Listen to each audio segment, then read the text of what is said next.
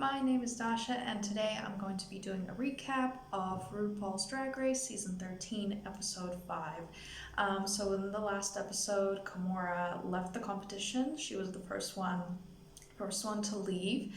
And straight off the bat, Candy pretty much is throwing shade all about it, everyone, and basically names Simone as her biggest competition. Tamisha wasn't having it, and stood up for herself and told her, like, hey, look, you don't really know any of us yet. You haven't seen what we've been able to do. And just because Simone has won a few challenges already, Candy's already willing to make that kind of declaration and kind of throws everybody else under the bus as like, oh, they're no competition for me. So, it was kind of good to see Tamisha, I guess, stand up for herself and for others in that way.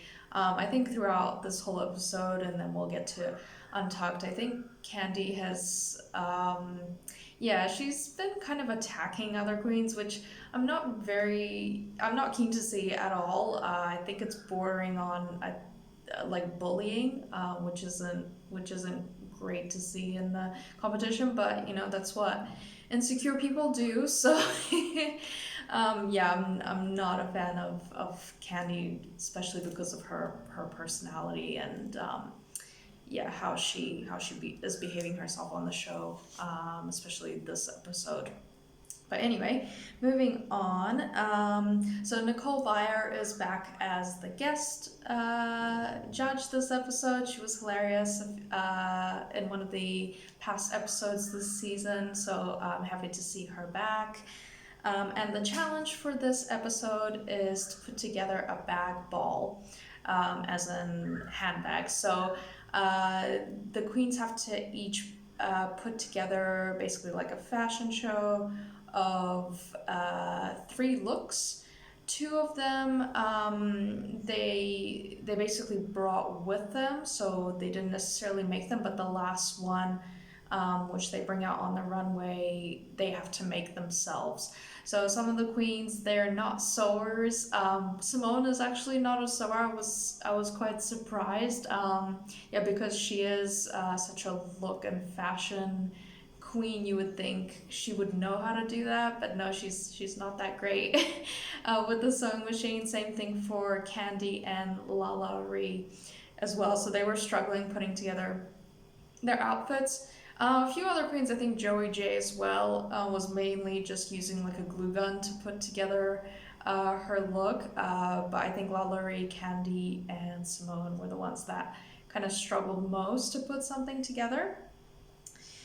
So the categories are mixed bag, where the queens basically have to bring out a look that I guess incorporates the word bag, or is a play on that in some way. Money bag, it's supposed to be kind of affluent, elegant and rich, but a lot of the queens interpret it as kind of executive style, with like business suits and things like that, which I think that the judges didn't expect them to take that way, but a lot of them kind of took it that way. And then the bag ball eleganza, of course, they have a whole rack or table of bags to choose from. They have to pick them out, and of course make a look out of them. While Simone, Lala Ree, and Candy were struggling with the sewing machines, Utica was very sweet, and took her time to help Lala Ree, I think, thread, like set up the string in the machine and show her how the little bits and pieces work. I don't think Lala Ree really took anything in, but she kind of just followed what the little advice that she could hold on to that Utica was giving. But that was a really sweet gesture of Utica, and she's kind of becoming one of my favorites. I think she's in my top 3 now. So Denali has been kind of knocked down a little bit.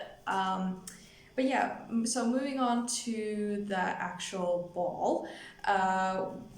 In terms of the mixed bag category, I really liked Lala Ree's and Utica's look. So Lala Ree had this kind of velvety black dress with skeleton bones on it, and then the bottom, it looked like sort of like a bag tied around her ankles, a little bit like a potato sack, but it gave this illusion that it's like a bag of bones and they're like rising out of the bag.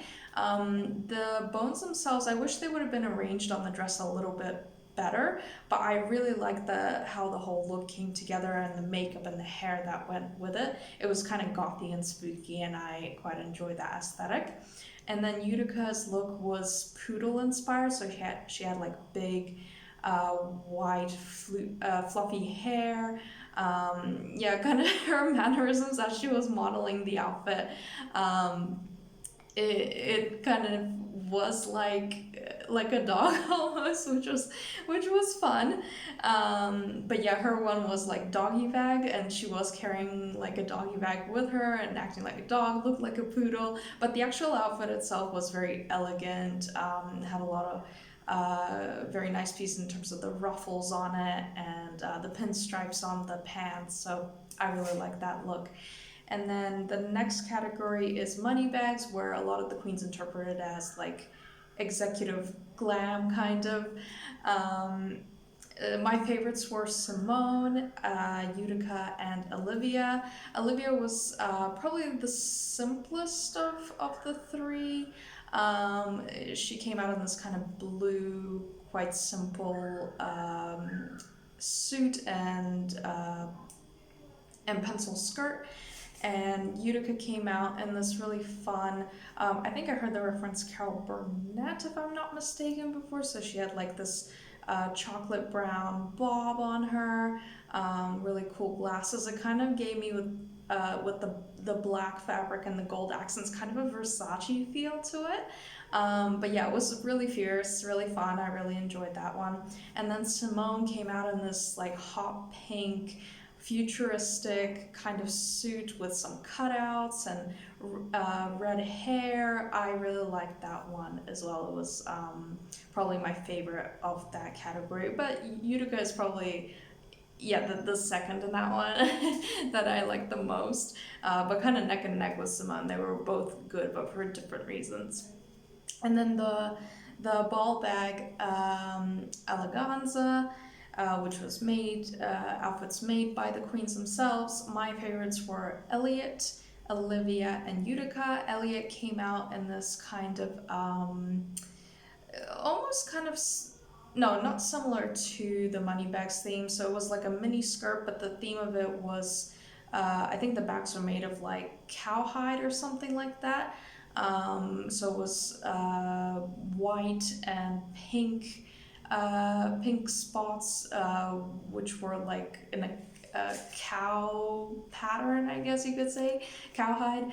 But that looked really good. It was a really good cohesive look. She had a baby pink wig, pink lipstick, pink accents all over, and the cape itself was really, really well made. So I thought the look came together really well.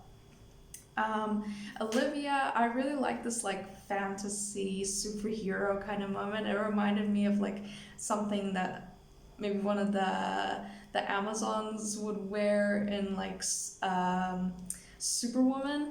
The gold and green and blue accents were really cool, and I think her red hair wig or like ginger wig really went well with it. So that was a really beautiful look as well. And then I think the showstopper of that category was Utica. She made this beautiful kind of Alexander McQueen inspired dress out of sleeping bags. But how it was sewn together and how the colors flowed and all the different panels, it was so well thought out. And Utica is a really experienced costume designer and creator in her own right. So what she showed on the runway was gorgeous, and I really liked the makeup as well with it looked a little bit kind of anime and funky. It was almost like you could see it in some sort of like indie sci-fi flick almost. She looked kind of alien, but it looked really, really cool. And I love the construction of this kind of dress coat that she put together. So that was really, really good. So at the end of the night, actually, Gottmik won this challenge. I thought all of her looks were cohesive, but I didn't really connect with them. I thought it was skillful in how she made it, and she did go to fashion school, and the look that she put together, especially for the ball bag eleganza, which she made herself, it was still quite minimalistic, although it was designed well. But the other two looks, although I think it fit well together in the collection, I wasn't really wowed by them personally, but she ended up winning over Utica. I wish Utica would have won because I've loved all of her looks in the 3 different categories. But it is what it is. Gottmik won this round. And in the bottom 2, it ended up being Lala Ree and Joey J. So Lala Ree did not well at all in the ball bag eleganza. She just could not pull anything out of her bag to make a semi-decent outfit. She really struggled. She wasn't creative in what she did with the bags that she had. And yeah, I think she struggled in the construction of it, but also realized that she couldn't do much else with I guess with whatever skill or creativity that she does have. Yeah, she just couldn't put it together. But I think everything neck up, like the makeup and everything that went together with whatever that was, I don't think it was really a dress. It was like a corset or a leotard with some bags kind of glued on it. But I thought the makeup itself was gorgeous. But yeah, that couldn't save her. No, she did probably the worst of everyone in that challenge. But yeah, so she was facing Joey J in the bottom 2. They were lip syncing to Fancy by Iggy Azalea, and Lalaurie just turned it all the way up. She showed Joey J up a lot. I think Lalaurie is a very skilled performer. She was fantastic on the stage. Joey J was quite flat in comparison. When it was such like a sassy, the song is so full of personality, and Joey J wasn't really giving much up on that stage. So Lalaurie, it was a pretty clean sweep. Lalaurie ended up winning. And Joey J is the second queen to go home in the competition. So we'll see what happens in the next episode. But before I leave you guys, I'll just do a quick recap of Untucked. So pretty much, yeah, the whole of Untucked focused on Candy and her just going off at a bunch of people. Also kind of Tamisha, yeah, caused maybe a little bit of drama and calling Candy out, which led to Candy just blowing up even more. But yeah, I am really not enjoying seeing Candy just flat out being rude to other queens, especially Elliot, just because Elliot is staying classy, just staying calm, not playing into whatever Candy is throwing at her. And yeah, it's like kind of puzzling, like why she keeps picking on her. Elliot is just doing her job, what she came here for the competition, and Candy is just flat out, I think, bullying her at this stage. And they did kind of have a bit of a talk after Candy blew up and left the Untucked resting area to go outside. Like she, I guess, kind of apologized to her and said, "Oh no, I'm not coming at you." And Elliot was like, "Yeah, okay, I guess I get you," something like that. But yeah, Elliot turned the other cheek, and I really respect her for that. She's still in my top 3. I think all of the looks that she's put together, and how much of a good performer she is up on that stage as well. I think it's giving the other competitors a run for their money, but we'll see what happens. I really hope Candy kind of learns from this experience, and there's really no need to blow up like that at everyone. And I wish some of the other queens who I guess more friendly with Candy would be more forward with her and kind of let her know like, hey, you, like, it's not a, like, why are you blowing up like this? There's no point to this. So yeah, those are my thoughts for episode five of this season. I'll see you guys in the next video. Bye.